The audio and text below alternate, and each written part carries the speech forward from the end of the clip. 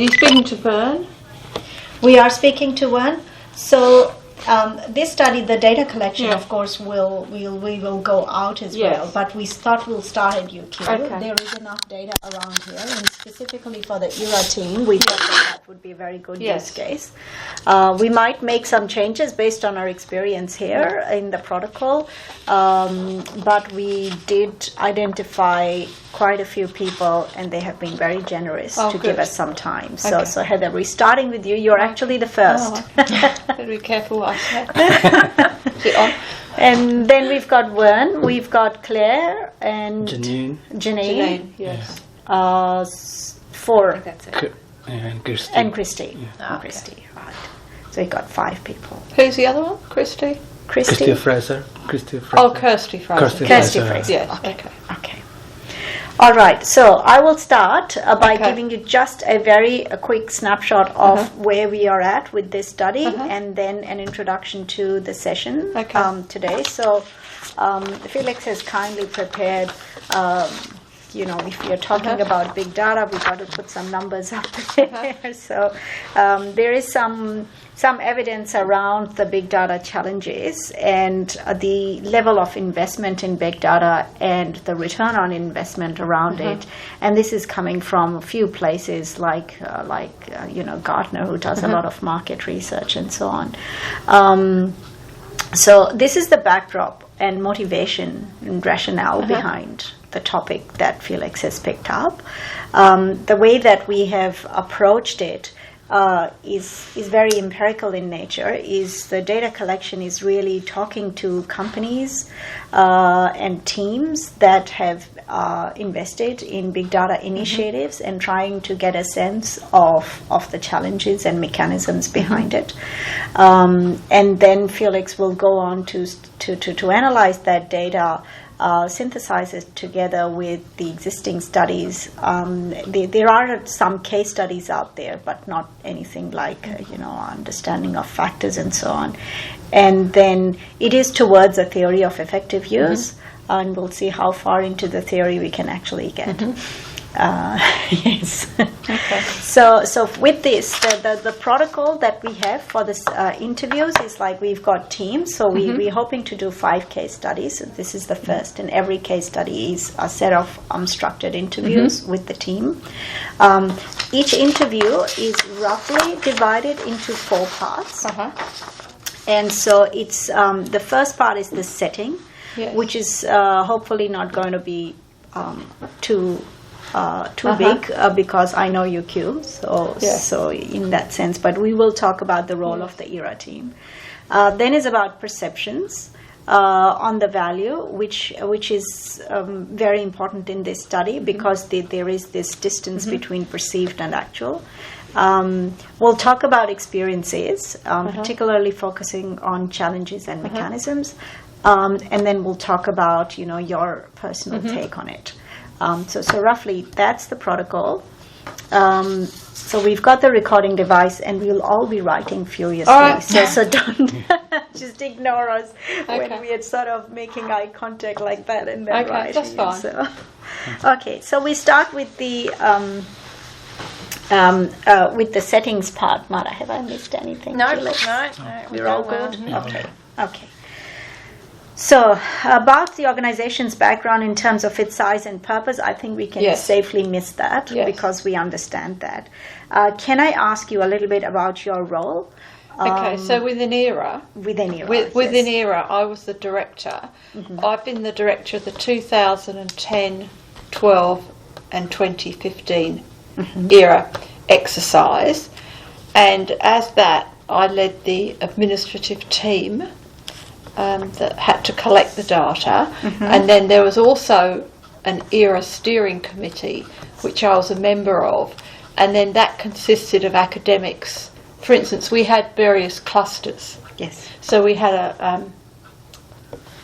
and the clusters were based on the system that the ARC said. So I can't remember all the exact There were eight clusters. So we had a particular engineering cluster. Correct. And we had a sort of a business cluster. I just can't remember what they're all called, which is terrible because we lived and breathed it. And you will again. I know. It's just here. I was just looking at the results the other day. Sorry. I might have to refresh my mind. So that's my role. So the role sort of started as soon as the ARC sent out the submission guidelines.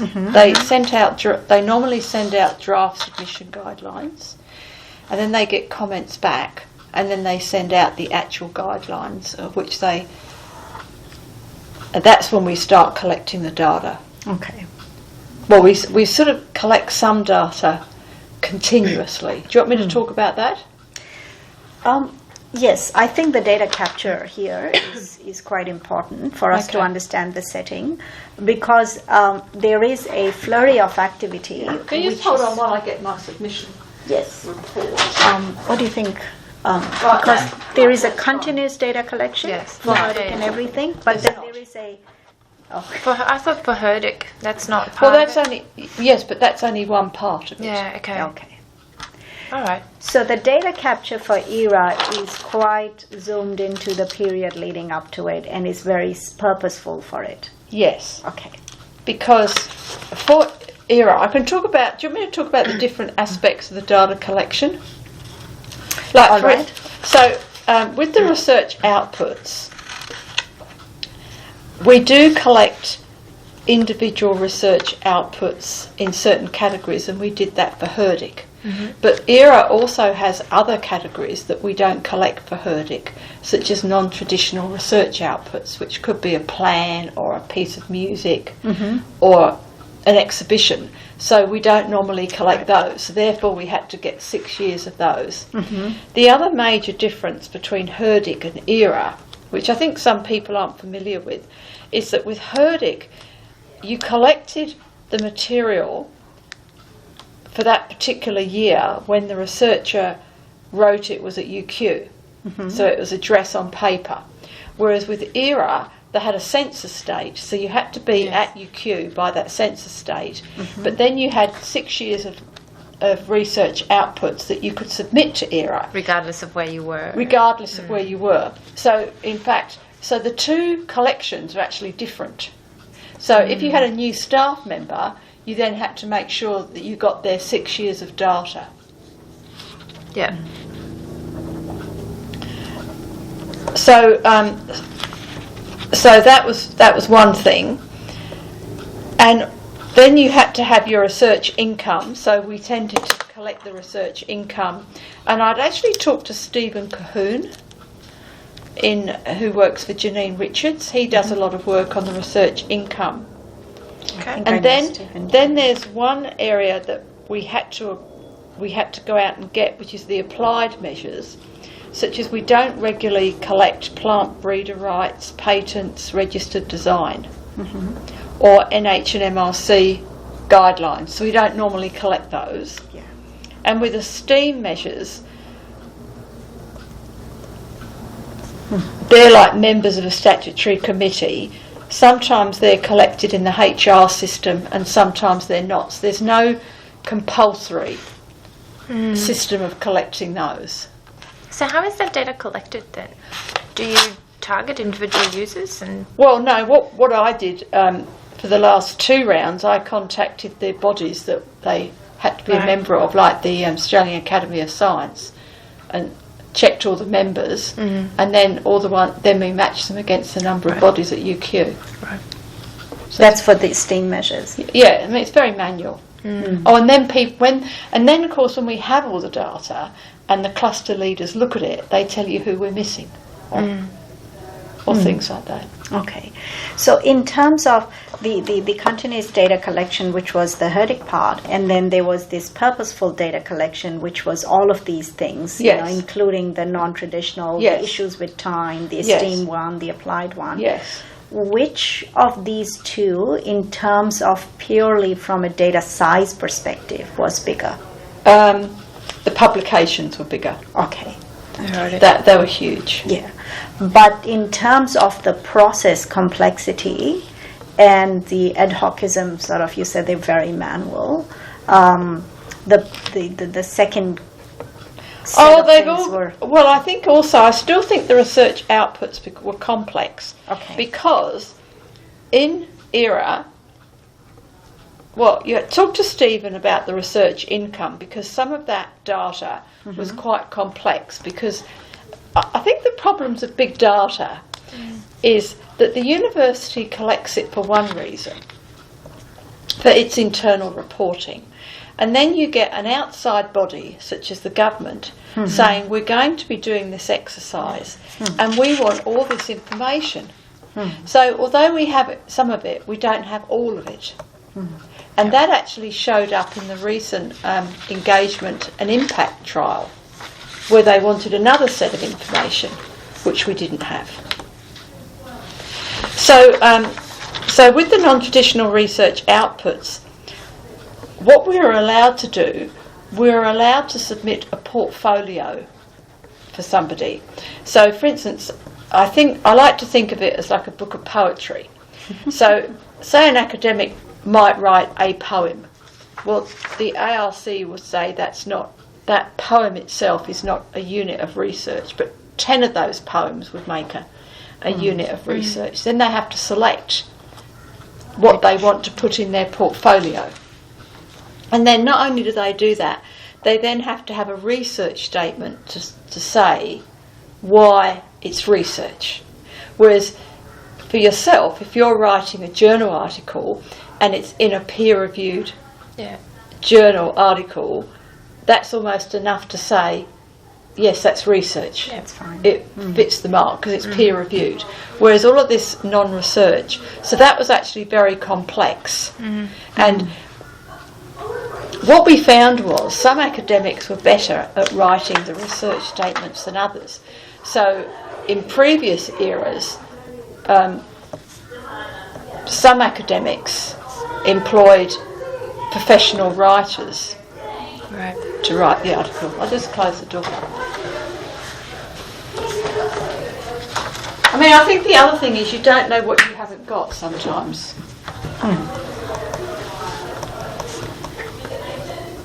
Okay.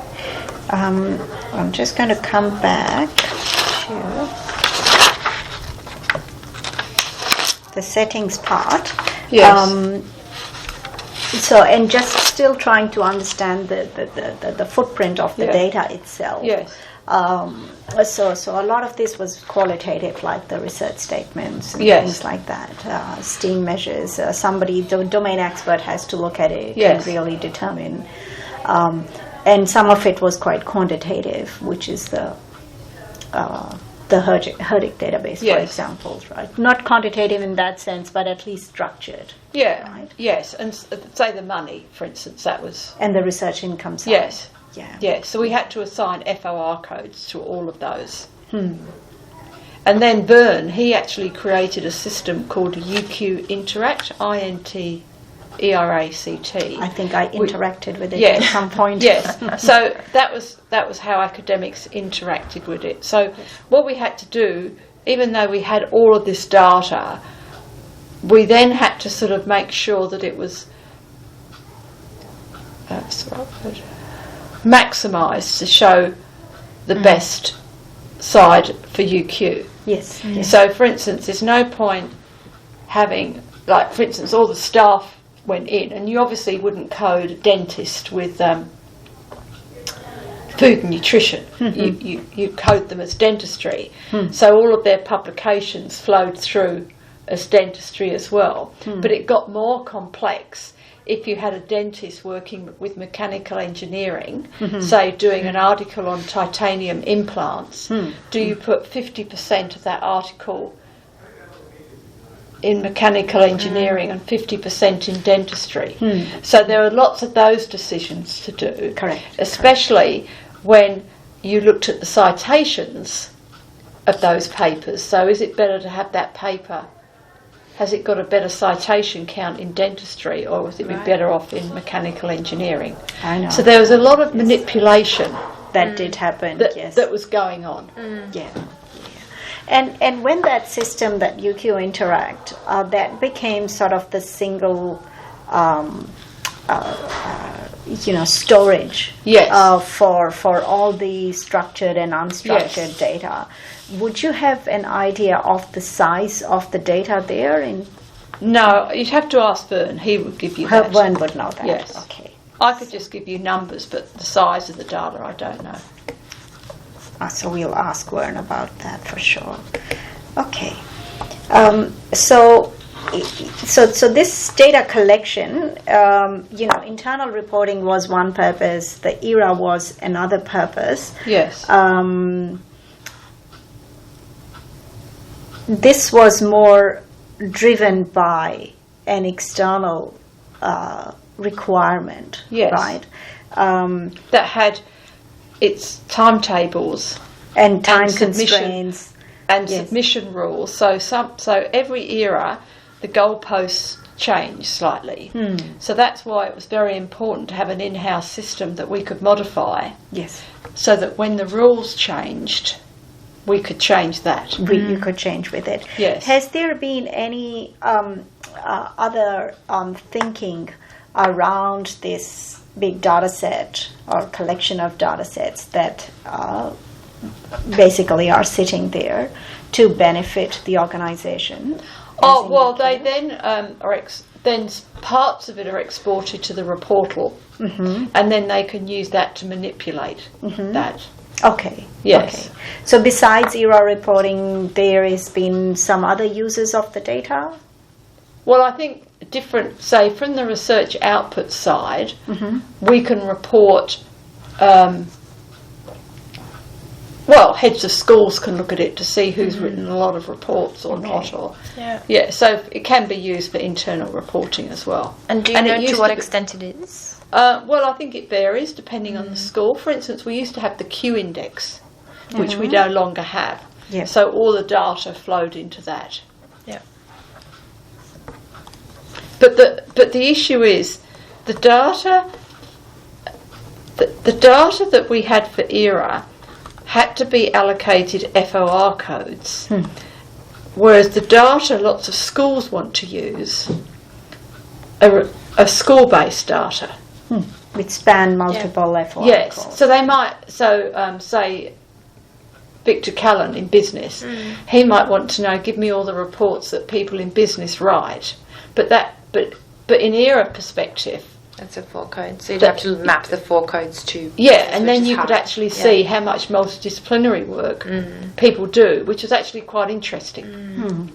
And then with ERA as well, because the results are public and it has an impact on your reputation, we then had rules within the ERA steering committee of what we would do if we thought we wouldn't submit in a particular FOR code, because we didn't want to get a poor mark. Yes. Right. Or, for instance, they had thresholds. So if you're under the threshold, where best would it be to put that data to sort of boost up sacrifice another one, code? but strengthen another. Yes, so that was very much a strategic decision, and we had a set of rules. So it wasn't a head of school who made that decision. It was the chair of the ERA steering committee. Correct. Yes. No, I know there was quite a bit of massaging that happened during that period, and that was quite intensive. Yes. We remember sitting in our cluster and doing a lot of thinking around. And also like for peer review as well. Which do you put up for peer review? And in fact, it's interesting. I had one man who I kept following up for peer review, and he actually left UQ at that stage, and he refused to give me his full text of his work because he didn't like how he was treated at UQ. So even though the academics, he was actually in tourism, even though the academic really wanted to submit all of that work, he refused to give us the full text. It was like a report, and it wasn't publicly available. We couldn't get one, so we couldn't submit it for peer review. Academics never cease to amaze. So it's quite... so there's some people issues around getting the data. There can be, yes. Yes. If you don't hold it, and especially with the non-traditional research outputs. If you want, say they had a big concert at the Sydney Opera House, you might have to submit the program as proof as evidence. Well, only the academic could have it. Whereas a journal article in Nature, anybody could get. Could get it. That's right. Okay. So, well, I'll just carry on about that with big data. With the peer review, you actually had to supply the full text of information. So we were quite lucky in the fact that we've got quite a few staff who work on digitisation. So we actually had to scan quite a lot of books in and then put them on our repository. So in fact, another bit of infrastructure was our eSpace repository, which held all of our data there. So it's like unstructured. Which was there before ERA started, right? Nothing. It wasn't a result of ERA coming in. The eSpace portal. I'm just trying to remember when it came eSpace out. was always, eSpace Just wasn't utilised to the eSpace sort of existed when the repository software came about. But I don't know what happened before that, because there was a process by the government called the RQF, Research Quality Framework, that we're involved in a pilot, but then one government abolished that. Yes. That's right. So I'm not quite too sure what happened all before that.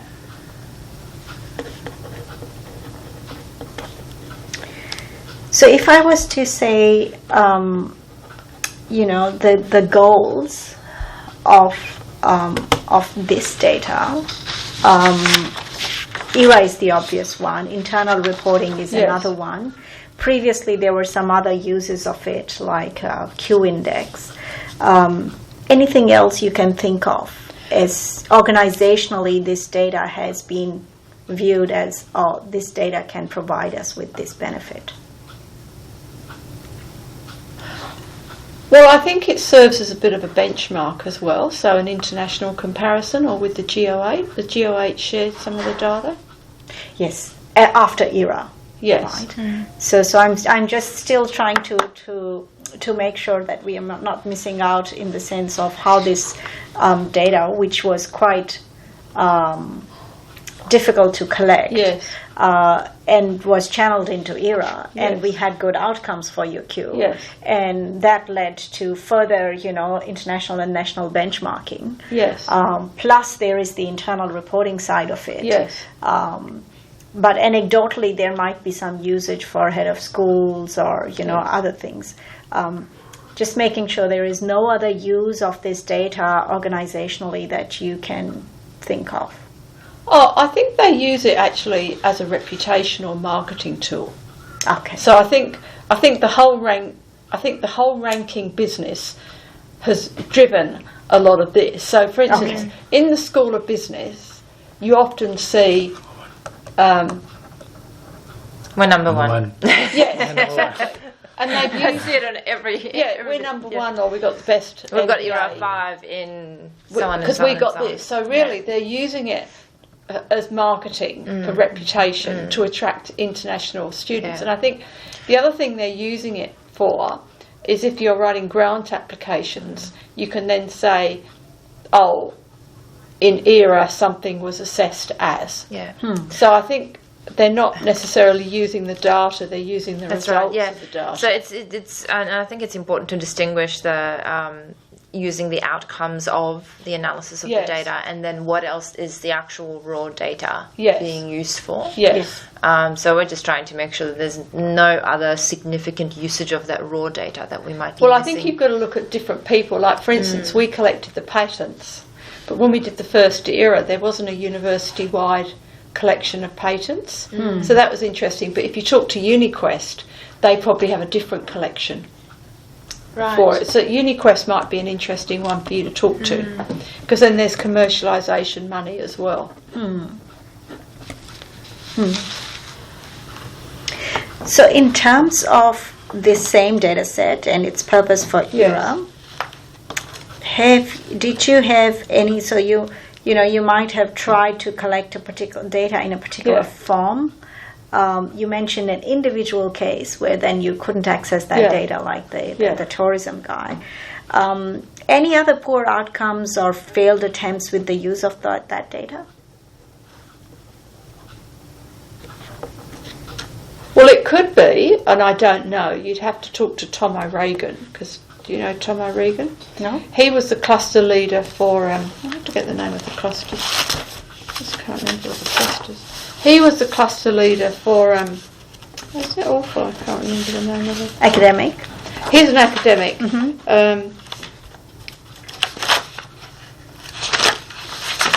can't remember all the clusters. He was the cluster leader who did a lot of the non-traditional research outputs. Okay. So maybe it could be that people put their material in and we deemed it not suitable. Okay. So we might have had to reject it. Okay. And are you aware, so looking at other universities in terms of how they handle ERA, is our approach here similar? Is there quite a variation in terms of how it's done? Well, I think because we're a large university, you have to have your own system. Places like Bond can do it on a spreadsheet, but I have been told that we've got quite a sophisticated system.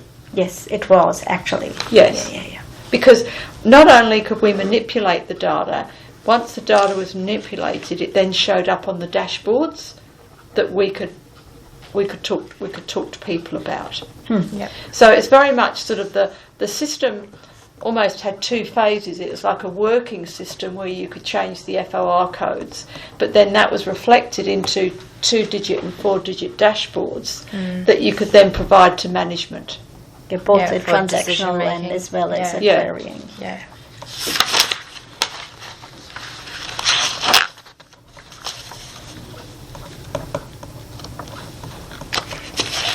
Feliks, have I covered? So I'm looking more at the technical questions, and the size question we will ask Vern.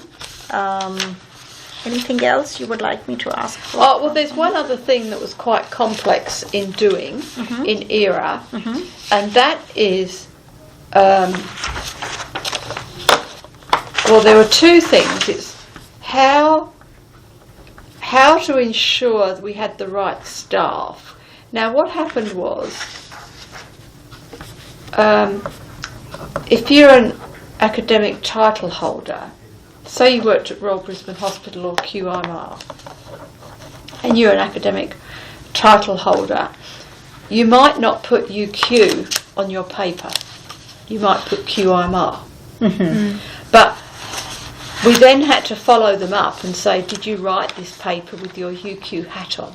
So that was a bit of manual work. And then, of course, there are so many of these. So then we had to actually prioritise which ones we wanted to target. Because no point targeting a title holder who's done one paper who has 0 citations. You're far better off targeting the researcher who's done 20 papers and who've got very good citations. So there's a lot of... So we actually had to provide evidence for that. So, so Vern had to sort of make sure that we had the relevant codes in the system. That's right.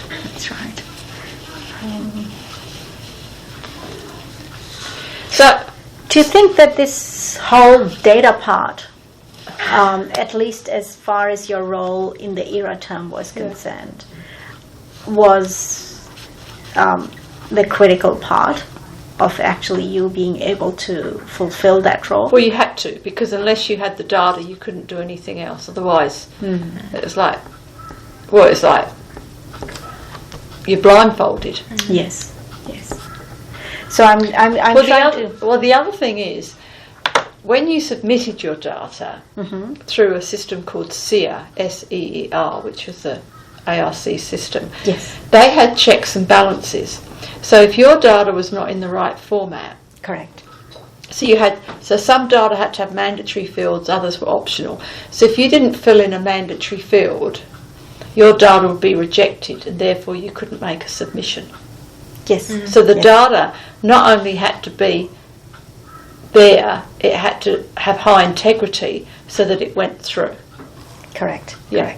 And in the time that you were the director, the time that you were spending on this activity, because you mentioned quite a few challenges and, following up with people and some manual tasks and just making sure that the process is optimized and so on. As opposed to, I know that the cluster leaders, for example, in our group, was entirely just looking at, the tables of data and just, that. Whereas you were doing a whole lot of other things. Well, we were doing it for all the clusters. That's right. That's right. So I'm just trying to find out all the clusters. Sorry, I'm just looking. It's just interesting how you forget all these particular names. We're probably living and breathing this at that time. Well, I think the other thing we had to do was we had to make sure the data was available by a certain time, so that it gave academics such as yourself enough time to evaluate it. Yes. Because that was critical as well. So we had quite a high-level timetable that we had, and so we had to really stick to that.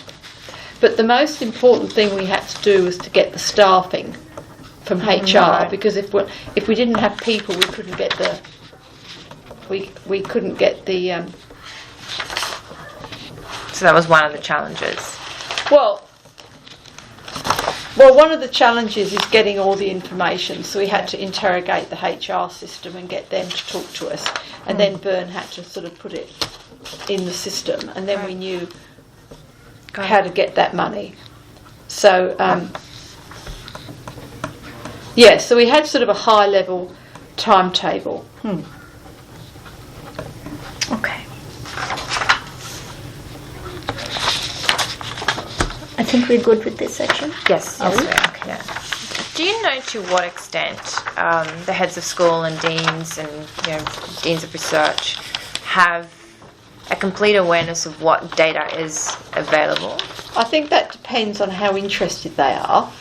In my personal perspective, in the very first era, they were all very suspicious, and I think they really didn't know, and they tended to think it reflected on the school as opposed to the discipline. And I think in the second era, because we got good results in the first, they were a bit more trusting that we knew what we were doing.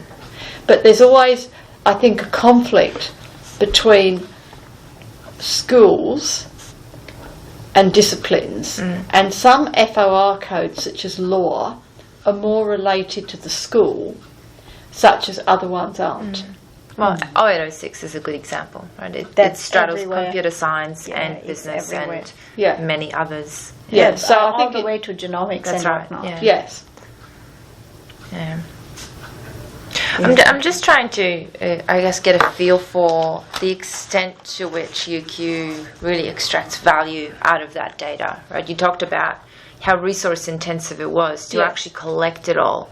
And you said that collection really happens for different purposes, right? And then you end up with incomplete data. So now that all of this effort has gone into it, obviously the main outcome is ERA. Yes. I guess we'd like to understand whether you feel that data has been used to its full potential. Well, I don't think I'm necessarily the right person. Maybe Janine would be the right person. But we don't get any money. There's hardly any money attached. Like, you don't get $1 million for every 5 you get, and $500,000 for every 4. Although that was one of the initial thoughts. But it never happened. So I think reputational wise, it's very valuable. I mean, I'm sure if you asked the VC, he would like to have a 5 for everything. I'm sure he would. So I think, I don't know whether how much, I think in our era of ranking obsessions, I don't think you can undervalue of getting a 5, especially if you look at your competitors, Melbourne and Sydney. Like, if one gets a 5 and you get a 4, we are finished. Yes. Well, I mean, I think it's the reputational. It is a big deal. Because you're attracting, I mean, from that you're attracting grants, you're attracting individual researchers and international students. who are they say, you know, they came to UQ because we got good rankings in X. So in other words, because we did well, we obtained value because it allowed us to show. Well, I think, how do you put a dollar on the fact that you got that? But then again, you could say the ERA is just one ranking, and you've got all the other rankings.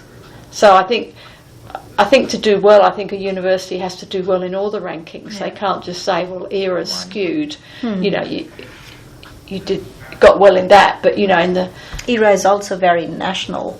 There's a whole bunch of international ones. Yes, right? Exactly. But what I'm saying is, if you do well in the international ones, you should do well in the national ones as well.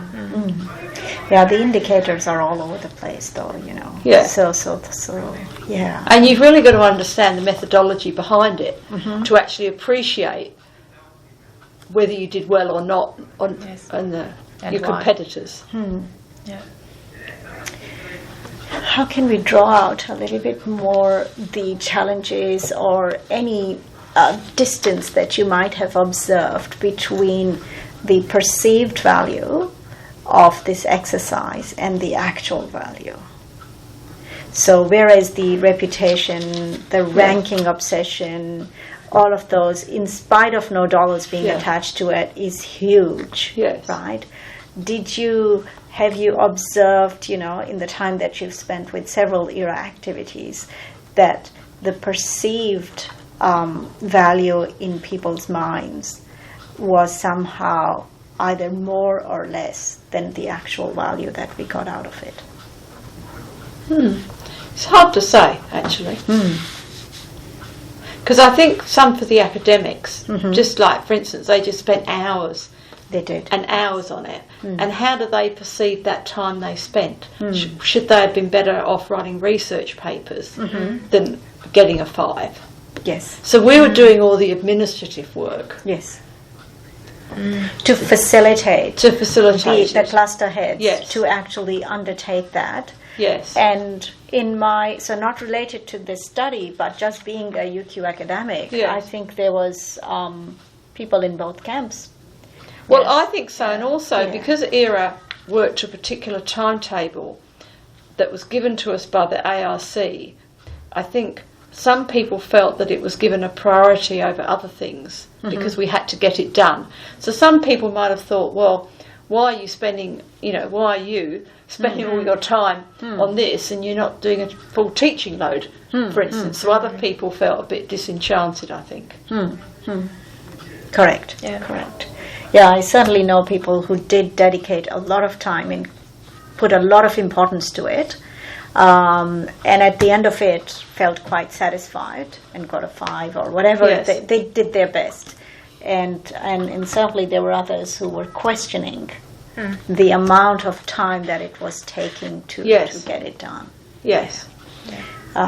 So that's a good point. I mean, even though in your role and in your team it was a different objective. Well, the thing is, it's a different, because in the library a lot of us were all of us are professional staff, and while we were doing this, we weren't doing other things.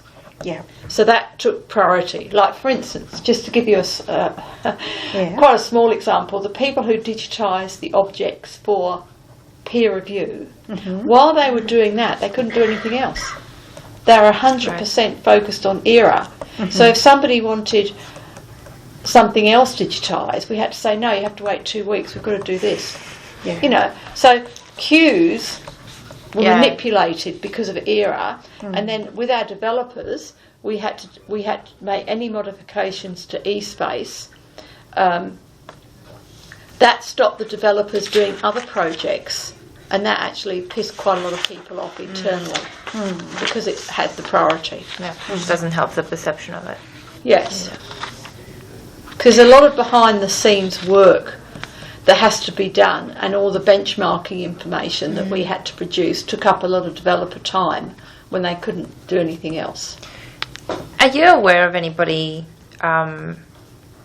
perhaps running reports comparing performance, whether it's grant funding or student numbers, sort of before No. and after ERA? No. So we don't actually have a sort of You're probably better off talk to Janine about that. Okay. I think you should be better off. Okay, good that we've got because as soon as we finished in the library on ERA, we just went back to our day jobs.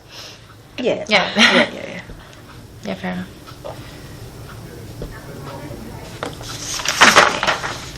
But I think what you can say about ERA, and this is not necessarily big data, in the fact that everybody was committed to do as best as we could within the period of time. So everybody worked incredibly hard, and there was really good morale with all of the team to get all of the data in by a certain time. I mean, that's got nothing to do with the...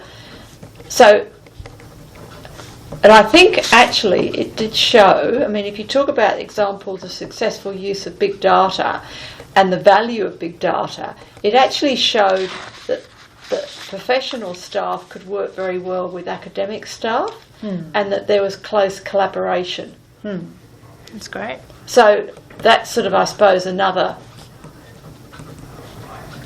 aspect.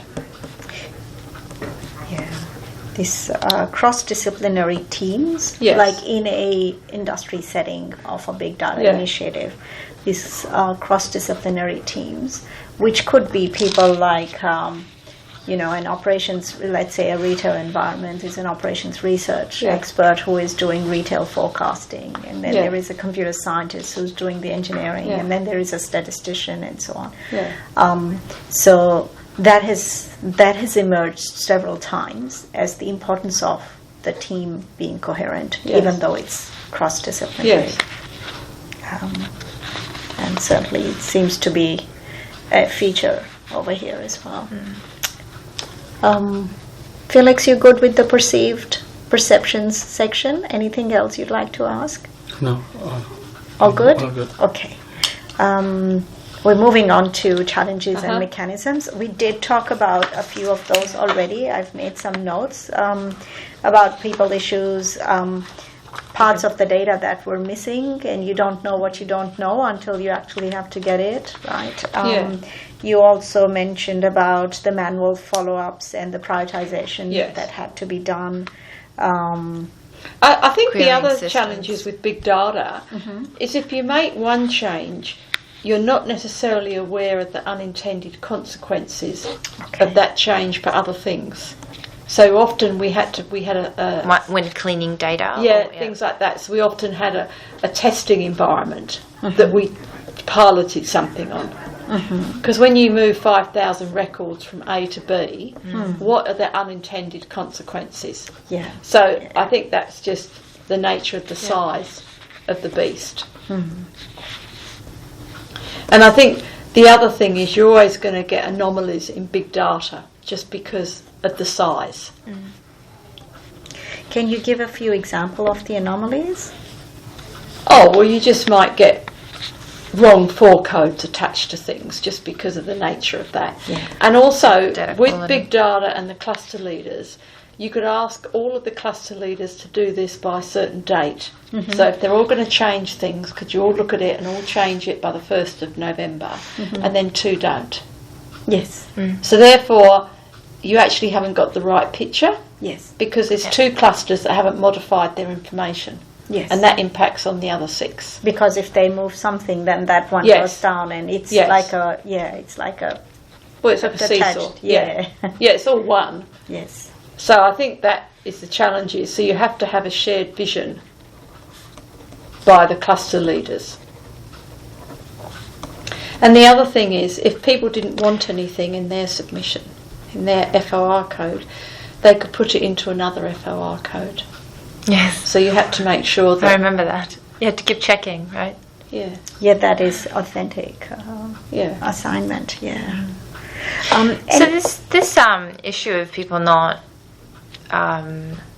changing the data sets by the required time, the cluster leaders. So you could take that as saying, well, it's not high enough in terms of priority? No, it could be they just haven't done it. Right. Okay. But then you see, I used to report that to the chair of the steering committee, and he would have a little chat to them. Right. Okay. Or I'd phone them up and say, it's me, I'm nagging you, could you do this, please? Yes. Depending on who they were. But I mean, I think the interesting thing about ERA is in the big data and the fact that the system that Bern had, because of the internet, people were actually able to access it when they were travelling. So it wasn't just that you had to be here. Yes. It's just available. So that actually made it interesting because people could actually work 24/7 around the globe. That's and on one era, I remember doing that at midnight in the US. Yeah, well, you see, at one era we made a submission. I've got a picture of Alan Lawson, who was enacting DVCR at the time. He was in some airport in Chile, and he sent our submission in. So I suppose it's the system that we had with the big data that had to be accessed anywhere because of the nature of the people working with it. So I suppose you could say how secure was that data? I was just about to ask about risks. Well, then again, I think you've got to talk to Bern about that. But I mean, it was held here in a server here, but there's always the risk, you know. I mean, yes, and it was always backed up. But again, Bern could talk about that. But I mean, if the other risk we had is if we didn't. The other risk we had, because our submission was so large, we couldn't make our submission the last submission for the ARC because you never knew how long it would take to get through the ARC pipeline. See, they've got a system called SEER. Now, if all 39 universities press the submit button at 11:59. 11:59, it could be that our data didn't get through and then we weren't included. So we always had to make sure that we tested our data for accuracy and one of the submissions was just the technical nature. But the other thing is the ARC never told you what integrity reports it was going to run. So you never knew until you opened your email the next day what integrity reports you'd get. So we learned on the first era. Like, for instance, on the first era, they ran an integrity report to see whether we had any academic staff with the same name. Now, we didn't know that. So then we had to go to HR and we had to say, oh my God, have we got all these John Smiths? And then they had to check that their tax file number, their date of birth and their gender were different.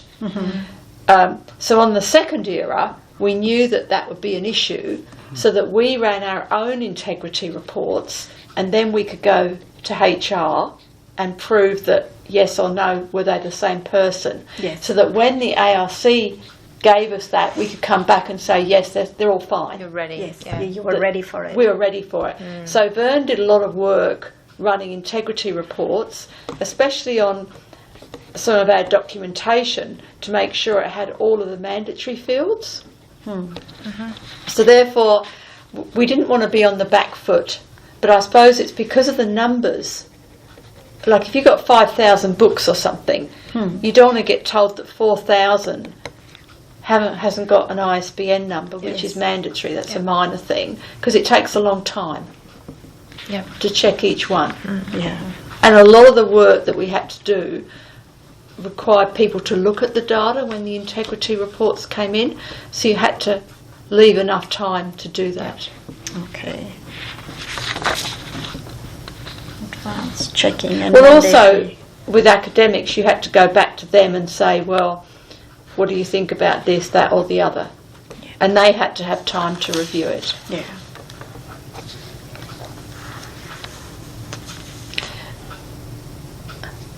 The other thing with the big data was that, just looking at what we had to do, you also had to have an explanatory statement, which was a text-based, like a 2-page statement.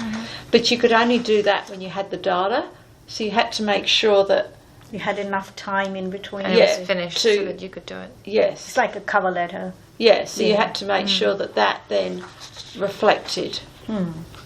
So what do you think was the biggest challenge? Oh, I think just getting all of the data and really just making sure that we stuck to the guidelines. And when anything happened, how to react efficiently.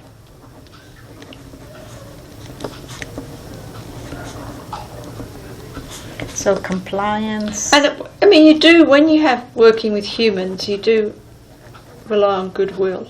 Yeah. Does that make sense? Yes. I mean, it's not just data. Yeah. It's getting people to, like, for instance, the academic, the digitisation, people couldn't get onto him, you know, so I said, well, I'll take this one over. Like, I sort of dealt with things when they went through their steps. Yeah. You know, so then I had to say to the cluster leader, look, this guy won't play ball. Who else do you want? Yeah. So then, you know, we've only got 3 days to do this or something. So looking at the mechanisms that were put in place to get this activity done, you know, in time and correctly, and with the outcomes that we were hoping for, what is the one thing, looking back, that you couldn't have managed without? I think interact. Okay. Because that allowed us to manipulate the data and the dashboards. So appropriate systems. Appropriate systems and ease of systems. And that was developed in-house? Yes. So Vern developed that. Well, for ERA 2010, we sort of had a very much interact on a shoestring, but then he developed it matured. And that every one we did, we sort of added to it. More functionality. Yes. Yeah. Maybe you should sell that for a few $1 million. Like, for instance, the functionality we had in the last one was if an academic didn't want to include something in ERA, you see, when we had HERDIC, you got money for all your research outputs. But when it came to ERA, some academics decided that the research outputs weren't really research. The fact that they met the same criteria for HERDIC, they didn't seem to worry about. So we had to reject them. So what we did, we then had a list of reasons why an article or a paper would be rejected. So in the before, they just hit the reject button, whereas this time we had a list of reasons. Right. So if ever we were queried by ARC, we could say, well, that was the reason the audit trail. What kind of reasons? Oh, it wasn't really research, or it was a textbook or something. Okay. Whereas some people put their textbooks in, and they argued that it wasn't. It was a research-based textbook or something. Could be. Yeah. Okay. So there are all those fine lines, Yeah. whether they wanted it in or not. Yeah. The difference between the B1 and the BX. Yes. Yeah, and you could argue either way sometimes. Or sometimes you could put something in that had a different, say with the peer-reviewed things, they had to be a certain format, like a journal article and not a letter. But in some journals, letters were research-based. They're 4 or 5 pages and they're full of research. Yeah. So for both, in or out.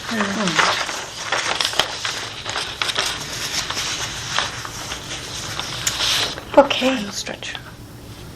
We're good with time. Yeah. Yes. Felix, anything else about challenges, risks, and support mechanisms? No. You're good? Yeah. Okay. He has to be happy about the data we are getting. Okay, last section about opinions, Heather. So it's really coming from your personal view. So when we use the term big data, what does it mean to you? I suppose enough data that you can use to tell a story.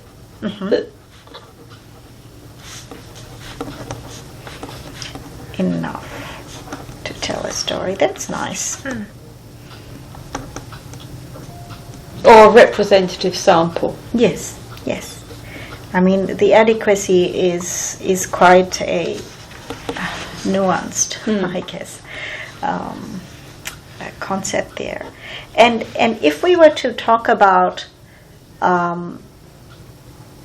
effective use of big data, and how would you distinguish effective use of big data, or what does that term even mean to you? Well, I would say effective use of big data means that you can use it for evidence-based decisions. Or you could use it to change behaviour. Okay.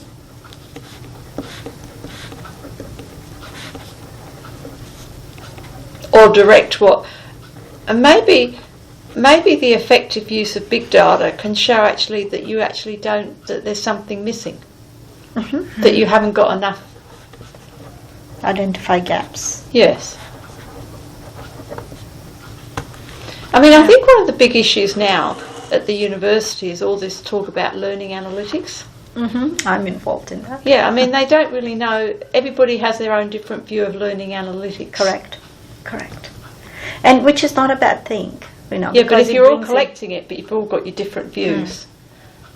Yes. I mean, what you want to do with it, I guess there is many interesting things you can do with it. But at least, if not a single view, at least a unified view of what the university needs. Yes. To put in place in order for the analytics to happen. Yeah. Otherwise, it gets too piecemeal. Yes, that's absolutely right. Now, I think the other thing about big data, I think if an institution like UQ is using big data, I really think it's got to be in a form that you can match it with other data, so it can be uploaded to the portal or downloaded. That it can't be in such a bespoke system that it can't be used another time. So I think that's very important. That's squeezing that value out of it. Or other. Yeah. Like, for instance, Interact holds the data, but the data's held in all other places. So if Interact collapsed, we wouldn't have lost the data. You could have to reproduce it again. Yeah. But I think the other issue with UQ is that we've just got to all know what all bits of data we have and have common fields so that you can import it and export it. That's more of an infrastructure issue. So but it's an infrastructure issue, but I think it's the university issue that they have to spend money on the right infrastructure, because big data can actually be very useful for getting the results, but if they don't spend the money getting the infrastructure. It's so there is also politics in play there, right? Because data is power. Yes. And so sometimes in terms of data sharing and data ownership, there can be some conflict. Yes. So infrastructure is good because at least it gives you the capacity to have something which can be shared. But whether or not people will actually utilize that capacity is another story. So in terms of the ERA activity, and if we would to call it effective use of big data at UQ, because it was effectively used, we got really good outcomes. What were the lessons learned from you? I think to have enough time to collect the data. To totally understand the submission rules and to have the right people working on it. And I think really to have a common view about why you're doing it and the importance that it is to the university. So I think we can never start too soon collecting the data for the next era. And when you say the right people, that's both technical skills and sort of that shared vision? Yes. Well, I think with the academics, there's no point having a cluster leader who's not at all interested, who won't do any work. Yeah. So the belief in the value of the outcome. I think so, yes. And to have the right message that this is a university exercise. It's not something dreamed up by somebody to do this month. Yes. But I think really the most important thing is to have time and the infrastructure and the right people. And I think I think it's all of those influence everything else. Yeah. And would you put UQ Interact as infrastructure? Yes. Okay. And what could have been done better? I think what could have been done better is possibly having more time to analyse the data. A lot of the analysis was done in December, January, when people were on leave. The submission was done over Easter. I mean, you know, I think the ARC could have actually had a submission that didn't include 2 public holidays. Yes. Yeah, so it was more ARC-driven timeline issues. You know, the submission had to go at the very beginning of semester 1 when a lot of academics are busy. Yes. I mean, when is the right time? Yeah, well, that's right. Correct. But I do think, you know, having Easter in the middle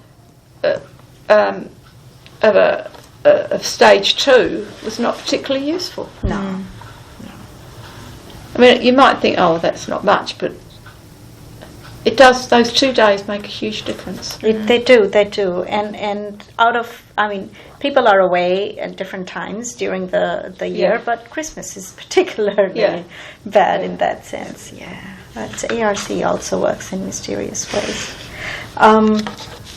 Any other comments, Heather, in general, on the use of big data that maybe we have not covered, or anything else? You've covered. I mean, I think people are always suspicious when they see big data, and in fact, in the recent engagement and impact study, the ARC used some of the ERA data, so we didn't have to collect that again. So I suppose it's reusability. Yes. Could be a big factor. That's right. And also, I suppose if you have a similar collection over years, you can actually do some benchmarking, and you could sort of see how it's grown. Besides ERA, at UQ, well, you mentioned learning analytics. That's another big data use case. Yeah. Anything else comes to your mind? Well, I suppose Blackboard. You know, that's a huge. Yeah, Blackboard, and together with edX and other tools generate a lot of data. And I would bundle that under the whole learning. But I'm just thinking, I mean, this was the research data for a purpose, which was ERA, but there is reusability and all. There's the learning analytics part. So anything else that we have got here? I mean, we've got the scientific data. Yes. So like genomics and, you know, the energy. Well, that's huge amount, really. Yeah, I mean, that's astronomy. Right. So we've got the science data, but more from a organizational. Well, I think from an organisational point of view, another area that we're involved in is data management. So to making, you see, when I read your ethics thing or whatever, I was actually quite surprised that in one of it says it might be kept in a secure filing cabinet. Yeah, we just copy paste from. Yeah, I know, but I thought we got rid of that. No, you haven't, because I actually sent that to our data management people. So what I'm saying is, I think the university has to make sure that when researchers are researching, that there's secure storage for the working data, and then there's secure storage for the data once they finish. So then, and there is a retention, there's policy. So therefore, it can be reused. I mean, we've had, what was that? Oh, I know who it was. It's one of the academics who got sent. I think he went to court because they couldn't reproduce his data set.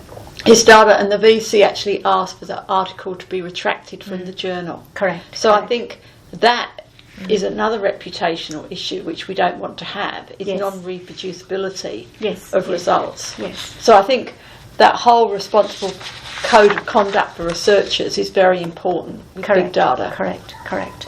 Yeah, and that data, even this sort of qualitative data that Feliks's study is generating, like the recording, and then he'll transcribe a lot of that with these notes and everything. That's it's unstructured data, but it is data, and any conclusions drawn from it are difficult to reproduce because of the nature of interviews and everything. But certainly data sets which are, the results are drawn more from, let's say, statistical methods, have got a much more stronger element of reproducibility. Yeah. But I think another thing is that big data can change over time. I mean, for instance, we've got huge back sets of, say, the Times newspaper, and with text mining, you can do incredible results with that. But who would have thought when you bought that would be used? So because we're doing digitisation and there's new technologies, I think it can be used in ways that we'd never thought of it being used. Yeah. That's so, the very core of big data motivation. Yeah. Yeah. Okay. I think we've covered it all. We've covered it all. Okay. Felix, you're happy? Thank you so much. Okay. Did we do well? Yeah. Well, I hope you. Yeah, I would talk to. Who else did I suggest you talk to? Oh, Janine. She'd talk about those other. Yeah, Janine. And there was somebody you mentioned, Stephen. Oh, Stephen. He did a lot of the processing for the dollars. Yeah, research income side. Yeah. I mean, it's all part of the data set itself. Yes. And we'll see if we can get access to him. And we are also thinking of actually going out. So I have some contacts in industry which have got big data initiatives. But I think the learning analytics team also could be an option. We'll see how we go. We don't want too much UQ internal, but they could be a team. edX, certainly. Actually, they've got actually huge amounts of data. The other person you might be interested to talk to is Jeff Marks, because he's the ADA in medicine, and he's been exploring e-exams. Oh, I know Jeff. So whether that could be a use for, because I have such a big cohort, is there anything he's found from those exams or anything? Yes. When did I see it? I know of Jeff's initiative with e-exams, and there is this you put this device into the laptop. I think. Have you heard about that? It was very cool. You put this device into the laptop, so the laptop is locked out for a period of time, because then you can't go on the internet or whatever. There's all those issues. Yeah. But it's interesting because, for instance, UQ could not go to totally e-exams unless there was a policy that said every student had to have their own device. Yes. So there's policy issues as well. Yes. Yeah. Very soon that will be the case. I hope so. Yeah. Okay, thank you so much. Yes, we still working with papers. I can't write fast enough on my iPad even. Heather, thank you so much. I hope it was useful.